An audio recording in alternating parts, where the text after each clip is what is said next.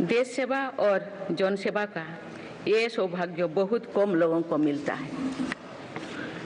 मुझे पूरा विश्वास है आप राष्ट्र प्रथम की भावना के साथ अपना दायित्व निभाएंगे, 140 करोड़ देशवासियों की आकांक्षाओं की पूर्ति का माध्यम बनेंगे। मैं श्री ओम बिरला जी को लोकसभा के अध्यक्ष की गौरवपूर्ण भूमिका के निर्वहन के लिए शुभकामनाएं देती हूँ। उनके पास सार्वजनिक जीवन का बहुत व्यापक अनुभव है। मुझे विश्वास है कि वे लोकतांत्रिक परंपराओं को अपने कौशल से नई ऊंचाई से देने में सफल होंगे। माननीय सदस्यगण, मैं आज कोटि-कोटि देशवासियों की तरफ से भारत के चुनाव आयोग का भी आभार व्यक्त करती हूँ। ये दुनिया का सबसे बड़ा चुनाव था। करीब 64 करोड़ मतदाताओं ने उत्साह और उमंग के साथ अपना कर्तव्य निभाया है। इस बार भी महिलाओं ने बढ़ चढ़कर मतदान में हिस्सा लिया है। इस चुनाव की बहुत सुखद तस्वीर जम्मू कश्मीर में भी सामने आए हैं। कश्मीर घाटी में वोटिंग के अनेक दशकों के रिकॉर्ड टूटे हैं। बीते 4 दशकों में कश्मीर में हमने बंद और हड़ताल के बीच कम मतदान का दौर ही देखा था। भारत के दुश्मन इसको वैश्विक मंचों पर जम्मू कश्मीर की राय के रूप में दुष्प्रचारित करते रहे। लेकिन इस बार कश्मीर घाटी ने देश और दुनिया में ऐसे हार ताकत को करारा जवाब दिया है। पहली बार इस लोकसभा चुनाव में घर पर जाकर भी मतदान कराया गया है। मैं लोकसभा चुनाव से जुड़ी हर कर्मी को सराहना करती हूं और अभिनंदन करती हूं। माननीय सदस्यगण, 2024 के लोकसभा चुनाव की चर्चा आज पूरी दुनिया में हो रही है।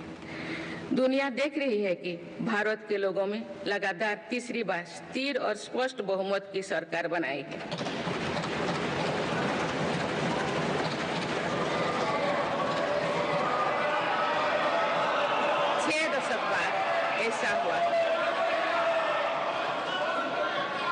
छह दशक बाद ऐसा हुआ है। ऐसा समय में जो भारत के लोगों की आकांक्षाएं सर्वोच्च स्तर पर है, लोगों ने मेरी सरकार पर लगातार तीसरी बार भरोसा जताया है।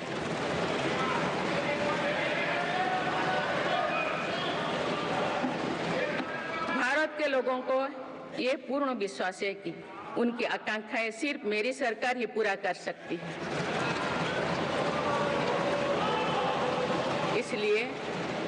इसलिए 2024 का ये चुनाव नीति, नियत, निष्ठा और निर्णयों पर विश्वास का चुनाव रहा है। मजबूत और निर्णायक सरकार में विश्वास, सुशासन, स्थिरता और निरंतरता में विश्वास, ईमानदारी और कड़ी मेहनत में विश्वास, सुरक्षा और समृद्धि में विश्वास, सरकार की गारंटी और डिलीवरी पर विश्वास, विकसित भारत के संकल्प में विश्वास। मेरी सरकार ने 10 वर्षों से सेवा और सुशासन का जो मिशन चलाया है, ये उस पर मुहर है। ये जनादेश है कि भारत की विकसित बनाने का काम बिना रुके चलता रहे और भारत अपने लक्ष्यों की प्राप्ति करते रहे।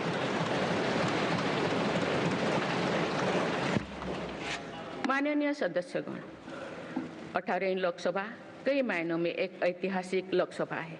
ये लोकसभा अमृतकाल के शुरुआती वर्षों में गठित हुई है। ये लोकसभा देश के संविधान को अपनाने के 75वें वर्षों की भी साक्षी बनेगी। मुझे विश्वास है कि इस लोकसभा में जन कल्याण के फसलों का नवीन अध्याय लिखा जाएगा। आगामी सत्र में मेरी सरकार अपने इस कार्यकाल का पहला बजट पेश करने जा रही है। ये बजट सरकार की दूरगामी नीतियों और फ्यूचरिस्टिक विजन का एक प्रभावी दस्तावेज होगा। इस बजट में बड़े आर्थिक और सामाजिक निर्णयों के साथ ही अनेक ऐतिहासिक कदम भी देखने को मिलेंगे। भारत के तेज विकास की जन आकांक्षाओं का पूरा करने के लिए रिफॉर्म्स की गति अब और तेज की जाएगी।